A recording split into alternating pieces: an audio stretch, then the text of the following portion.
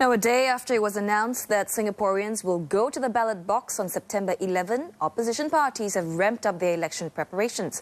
Apart from the Workers' Party, the Singapore Democratic Party unveiled another 2 candidates, while 5 other opposition parties met this evening to launch an official badge which they will all use in their campaigns. But first, the People's Action Party continued with its introductions, which began 2 weeks ago. For the 5-member Nee-Soon GRC, there are 2 new candidates who, in the words of Anchor Minister K. Shanmugam, are committed and have their hearts in the right place. For the past 14 years, Louis Ng has been more closely associated with Singapore wildlife. But the 37-year-old animal welfare activist is looking forward to serving residents of Nee-Soon GRC. I see myself not here to just speak up, but very importantly to listen. To listen with my ears, listen with my heart. I will speak up with an aim of being constructive, of being collaborative, and with an aim of finding a win-win solution. It's what my dad taught me. My dad, who passed away a couple of months ago.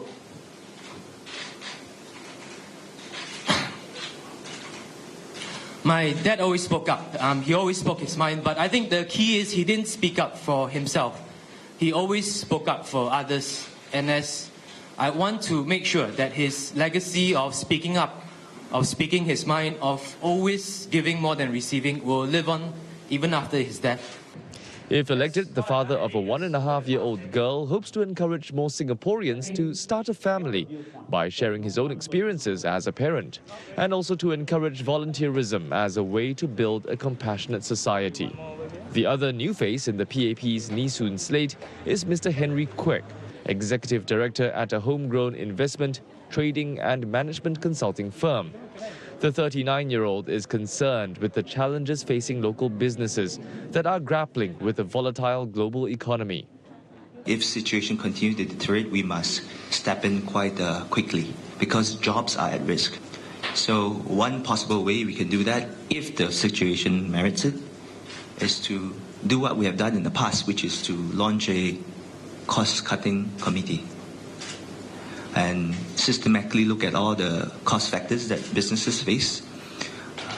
Right now, our businesses are trying their best to adjust to the changing manpower situation, and they're trying their best to be productive. But if the economy continues to deteriorate, I think we have to step in and look at costs comprehensively. The 2 new faces will come under the wing of Anchor Minister K. Shanmugam, who calls the team a blend of youth and experience.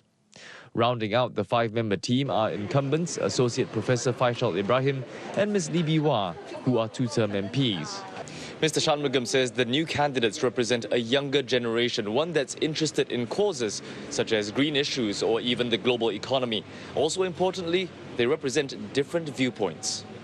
As each generation comes through, you need to find people who will give voice to that generation. The Parliament has to be representative of those generational changes. Otherwise, you get disconnected. There's got to be some people with experience, some wisdom gained from that experience, and young people who come in representing perhaps a new ethos, a new value system, a changing value system. That's the only way, I think, a political party can stay relevant. The Nee-Soon team also revealed its slogan for the upcoming general election. It's called Always on Your Side, a slogan the PAP team says is meant to represent the team's commitment to its residents in the past and moving forward. So this is among the first PAP lineups unveiled for constituencies that the Workers' Party intends to contest. But Mr. Shanmugam says the introductions for these constituencies were not coordinated.